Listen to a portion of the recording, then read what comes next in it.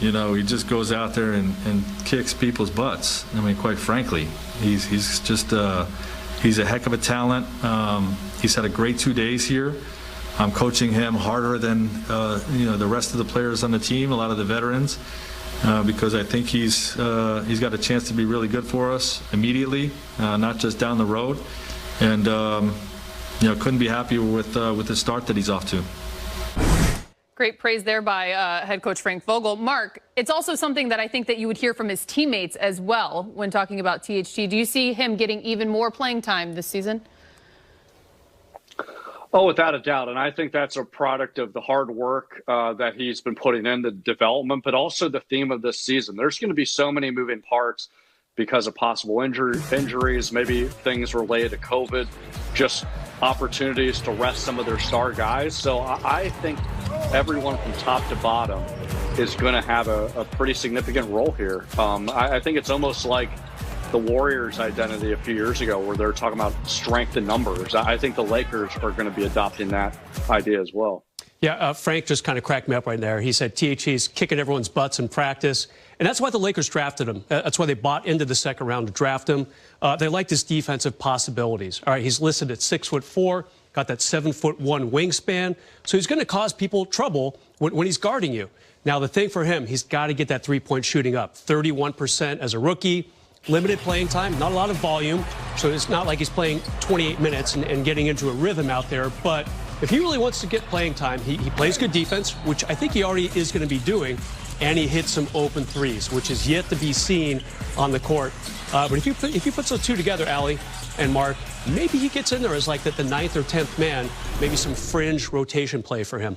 Look, I think we hear it a lot, especially from the veterans, that maybe the preseason is too long. It's too many games. Not this time. There's only 4 games, but when you're talking to a guy like Caitlin Horton Tucker, the preseason is where you want to earn your keep, right? I mean, I'd expect to see him a lot. Yeah, and he was pretty good in the bubble. There were a couple games where you're like, huh, that's interesting. And not just like the seeding games. He got into a couple playoff games, and he showed a couple things that he can do. But now, he's coming into his second year, still a very young player. Remember, he was very young when he was drafted in 2019.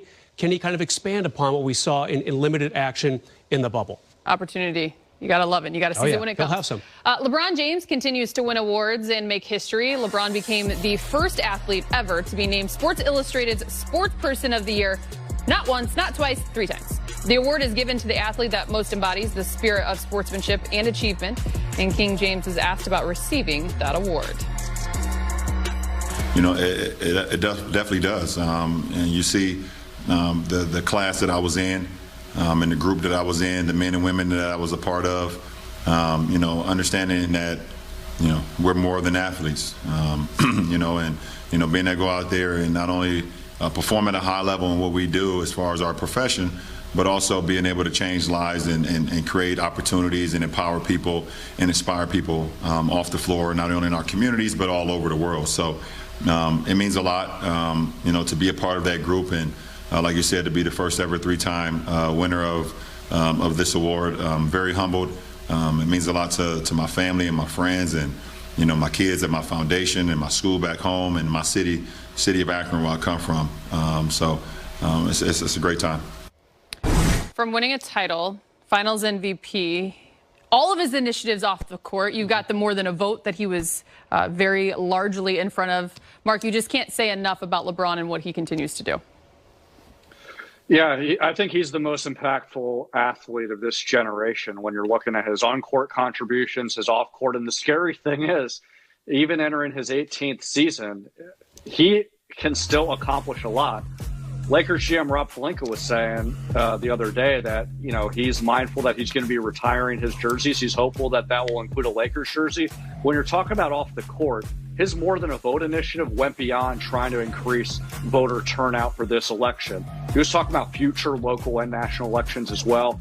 The I Promise School initiative that he's done the last few years, he's going to continue to do that every year, and he wants to be able to oversee the students that entered that in middle school all the way through high school and see what the net benefits are. So as much as the accolades he's gotten are well-deserved, I think in LeBron's mind, he feels like there's so much more that he wants to accomplish. And then you also look for whenever he does retire from his NBA career, what he does post. And I think it'll all fall under this umbrella of impacting the community in a positive way.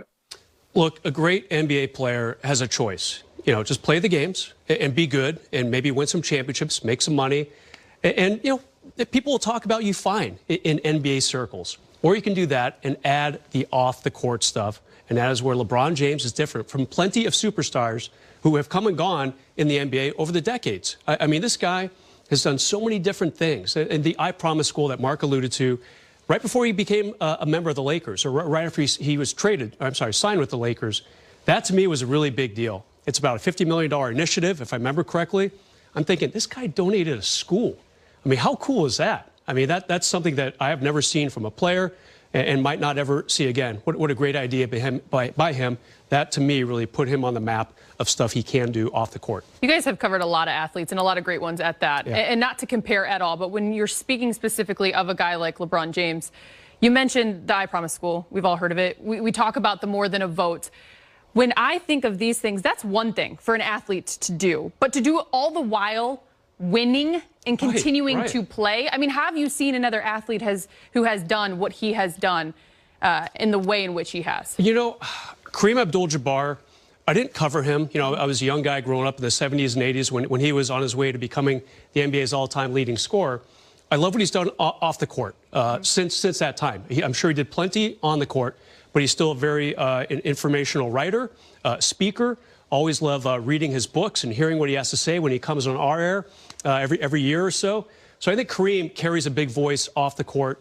But like you said, LeBron to be doing all this while he's still playing, while he's winning championships, while he's kind of reinventing himself and leading the league in assists for the first time ever in his career.